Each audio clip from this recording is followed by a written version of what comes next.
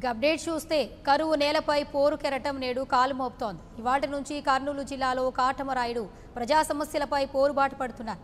3 రోజుల పాటు పర్యటనలో భాగంగా అన్ని వర్గాలను కలుసుకుంటారు జనసేనాని.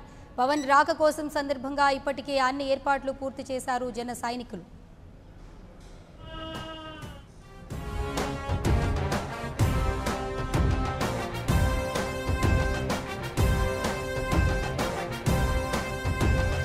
జనం కొరకు జనం చేత జనమే నిర్మించిన సేన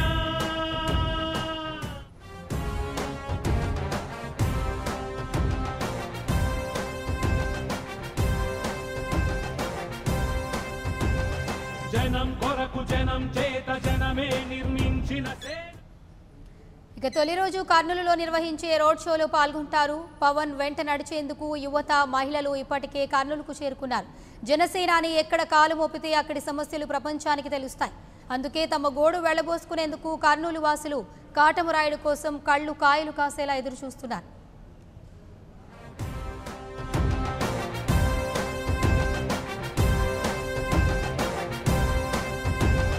జనం కొరకు జనం చేత జనమే నిర్మించిన సేన.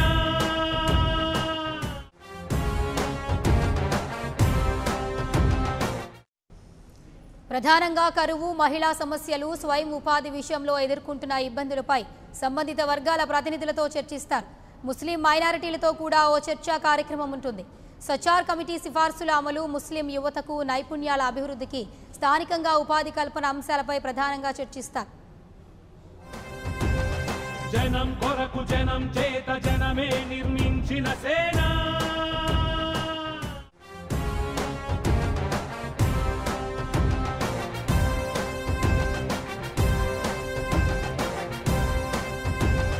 జనం కొరకు జనం చేత జనమే నిర్మించిన సేన.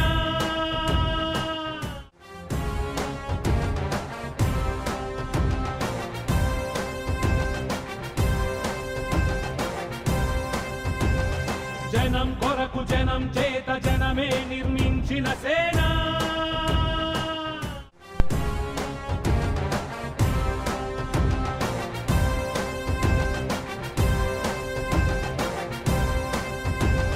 జనం కొరకు జనం చేత జనమే నిర్మించిన సేన.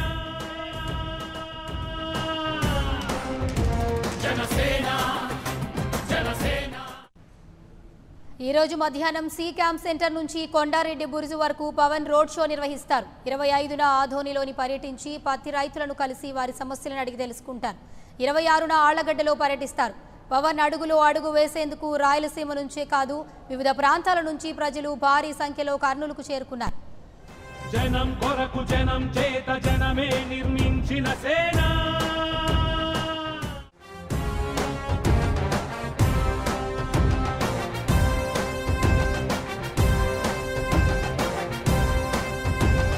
జనం కొరకు జనం చేత జనమే నిర్మించిన సేన.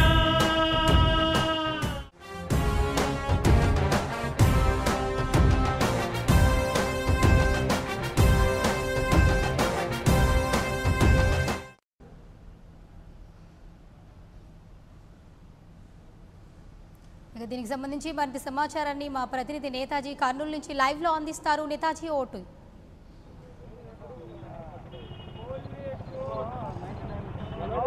జనసేన అధినేత పవన్ కళ్యాణ్ ఇవాళ మధ్యాహ్నం విజయవాడ నుంచి బయలుదేరి ఓర్వకల్ ఎయిర్పోర్ట్కు చేరుకుంటారు. అక్కడ నుంచి రోడ్డు మార్గాన కొండారెడ్డి బురుజుకు చేరుకుంటారు.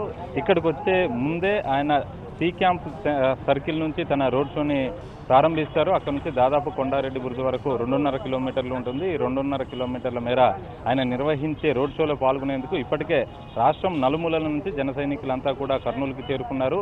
సి క్యాంప్ సర్కిల్ నుంచి గాయత్రి ఎస్టేటు, అలానే గవర్నమెంట్ హాస్పిటల్ మీదుగా ఆయన ఇక్కడ కొండారెడ్డి బురుజుకి చేరుకుంటారు. మధ్యలో కంట్రోల్ రూమ్ ఇవన్నీ కూడా ఆయన దాటుకుని వస్తారు. ఈ నేపథ్యంలో ఆయనకి స్వాగతం పలికేందుకు ఇటు జనసేన పార్టీకి సంబంధించిన వీర మహిళలంతా కూడా ఏర్పాట్లన్నీ పూర్తి చేశారు. పెద్ద ఎత్తున ఇక్కడికి తరలి వచ్చిన దృశ్యాలను అయితే మనం చూస్తున్నాం. ఇక్కడ ప్రస్తుతం మనతో కొంతమంది జన సైనికులు ఉన్నారు. వారిని అడిగి అసలు పవన్ కళ్యాణ్ రాకకు సంబంధించి వారు ఎలాంటి ఏర్పాట్లు చేశారు, ఎంతమంది ఇక్కడికి వచ్చారన్నది వారి మాటల్లోనే తెలుసుకుందాం. మీరు ఎక్కడి నుంచి వచ్చారు? మాది బనానపల్లి నియోజకవర్గం నుంచి వచ్చాం సార్. ఈరోజు మొట్టమొదటిసారిగా పవన్ కళ్యాణ్ గారు రాయలసీమ రాజకీయ పర్యటనలో భాగంగా ఈరోజు వస్తున్నారు. మేము ఎన్నో ఏళ్ళుగా పవన్ కళ్యాణ్ గారి పర్యటన కోసం రాయలసీమ వాసులైనటువంటి కర్నూలు జిల్లాలో ప్రధానంగా ఆయన రా కోసం ఎదురు చూస్తున్నాము. ఎంతమంది వస్తున్నారంటే అది క్యాల్కులేషన్ చేసి చెప్పాల్సిన అవసరం లేదు. ఎందుకంటే అది ఊహకు అందనంత మంది వస్తారు. ఆయన పిలవకపోయినా కానీ కొన్ని లక్షలలో తరలి వచ్చేటువంటి అభిమానులు ఆయన సొంతము. ప్రధానంగా వచ్చేసి ఈ రాయలసీమ అంటేనే కరువుకు నిలయము, కరువుకు మారుపేరు.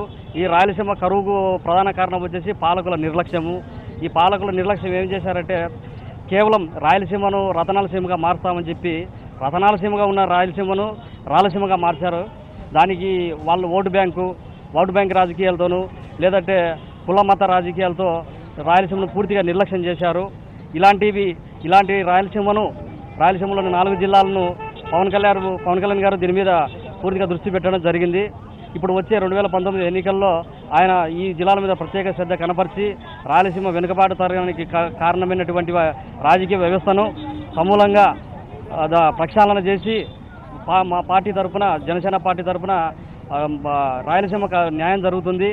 అదేవిధంగా ఇక్కడ ఉన్నటువంటి ఈ పాతతరం రాజకీయ నాయకులు, ఈ సాంప్రదాయ రాజకీయ నాయకులకు చెక్ పెట్టి నూతన రాజకీయ ఒరవడిని జనసేన పార్టీ సృష్టించబోతుంది. అది 2019లో ఖచ్చితంగా జరగబోతుంది. ఎవరు నమ్మినా నమ్మకపోయినా కానీ మాది ఒక చాప కింద నీరులాగా జనసేన పార్టీ ముందుకు సాగుతుంది. ఓటు బ్యాంకు లేదు, సీట్లు రావు అని చెప్పి కొద్దిగా నెగిటివ్ పబ్లిసిటీ కొంతమంది రాజకీయ పార్టీలు, ప్రధానంగా ప్రతిపక్ష పార్టీ కానీ అలాగే అధికార పక్ష పార్టీ కానీ చేయడం జరుగుతుంది. అది కాదు. మేము 100% యూత్ కలిగినటువంటి పార్టీ మా పార్టీ జనసేన పార్టీ. యూత్ తలుచుకుంటే ఈరోజు మేము స్వచ్ఛందంగా పవన్ కళ్యాణ్ గారి పిలుపు మేరకు ఆయన రాష్ట్ర అభివృద్ధి కోసం ఆయన కష్టపడుతుంటే ఆయన కెరీర్ను వదిలిపెట్టుకొని రాష్ట్ర రాజకీయాలకు వచ్చారు. దాన్ని దృష్టిలో పెట్టుకొని మేము కూడా ఆయనకు పూర్తిగా సపోర్ట్గా నిలబడుతున్నాము. ఈ రాయలసీమకు పవన్ కళ్యాణ్ గారు పూర్తిగా న్యాయం చేస్తారని ఈ సభ భారీ ఎత్తున విజయవంతం అవుతుందని మేము ఆశిస్తున్నాము. మీరు ఎక్కడి నుంచి వచ్చారు? మేము బనిగానపల్లి నుంచి వచ్చామండి, కర్నూలు జిల్లా బనిగానపల్లి. మేము దాదాపుగా రాత్రి 10 వెహికల్లో వచ్చాము. ఇప్పుడు మాది బైక్ ర్యాలీ పెట్టుకున్నాము. ఈ బైక్ ర్యాలీ ఒక 500 మందితో బైక్ ర్యాలీ వస్తుంది. కొండారెడ్డి బుర్జు దగ్గరికి భారీగా బయలుదేరి వచ్చాము. అదేవిధంగా ఇక్కడ ఏం జరుగుతుందంటే మన రాయలసీమలో మొట్టమొదటి మన కర్నూలు జిల్లాలో చాలా కరువు ప్రాంతం ఇది. దీన్ని ఏ నాయకుడు పట్టించుకోవడం లేదు. ప్రతిపక్ష నేత అయినటువంటి జగన్ గారు అయితే ఆయన పాదయాత్రలో జనాలకు ముద్దులు పెట్టుకుంటూ వెళ్తాడు. వాళ్ళు ఏ రోజే కానీ ఆయన అసెంబ్లీలో వెళ్ళి ఈ ప్రజల పక్షాన నిలబడి వారి కోసం పోరాడినది లేదు. ఆయన ఓన్లీ ఓటు బ్యాంకి ఓటును వాళ్ళను ఎలా మలుచుకోవాలి, ఆ ఓట్లను ఎలా ఆయన ఖాతాలో వేసుకోవాలి అనే ఆలోచన చేస్తున్నారు. కానీ ఆ జగన్ గారు సమస్యల మీద ఎక్కడైనా పోరాడారా? ఎక్కడా పోరాడలేదు. ఆయన కావాల్సినంత సీఎం, నేను సీఎం కావాలి. ఆయన నిద్దట్లో లేపి అడిగినా కూడా ఏం నువ్వు అంటే నేను సీఎం అంటాడు. ఒక గర్భవతి అడిగిందంట, సార్ మాకు సహాయం చేయండి అని. అమ్మ కొన్ని రోజులు ఆగండి, చేస్తాను, నేను సీఎం అయిన తర్వాత చేస్తాను అంటే ఆమె కాన్పు కాకుండా అట్లే ఉండాలా? కాన్పు అయిన తర్వాత చేస్తాను, ఆమె కాన్పు కాకుండా అట్లే ఉండాలా? ఇది ఏంటిది? ఆయన సీఎం పదవి మీద ఎంత ఆశ పెట్టుకున్నాడో చూడండి. ఈ ఆశలన్నీ ఏం లేకుండా పవన్ కళ్యాణ్ గారు సీఎం పదవి కోసం రావడం లేదు. 25 సంవత్సరాలు టార్గెట్ పెట్టుకున్నారు వాళ్ళు భవిష్యత్తు కోసము. 25 తరాల భవిష్యత్తు కోసం ఆయన పాటుపడుతున్నారు. జనసేన పార్టీ మేనిఫెస్టోకు చాలామంది ఆశ్రయిస్తున్నారు. జనసేన పార్టీ మేనిఫెస్టోలో మహిళల దగ్గరికి మేము వెళ్ళి మా మేనిఫెస్టో గురించి చెప్తుంటే మహిళలు కూడా చాలామంది మమ్మల్ని స్వాగతిస్తున్నారు. ఆ మేనిఫెస్టోలో మనం చెప్తున్న అంశాలు, రేషన్ బియ్యం ఇప్పుడు ఎవరు తినడం లేదు, చాలామంది తినడం లేదు. ఆ రేషన్ బియ్యం వలన ఎవరు బాగుపడుతున్నారంటే రేషన్ డీలర్లు బాగుపడుతున్నారు, ఆ రేషన్ అమ్ముతున్న వాళ్ళు బాగుపడుతున్నారు.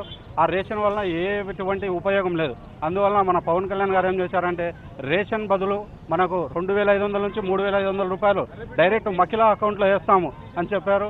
అదేవిధంగా మహిళలకు ఉచిత గ్యాసు, ఇది కూడా చాలా మటుకు ప్రజల్లోకి చాలా బాగా వెళ్తుంది. దీనికి మనకు మహిళల నుంచి మంచిగా ఓట్లు వస్తాయని ఆశిస్తున్నాము.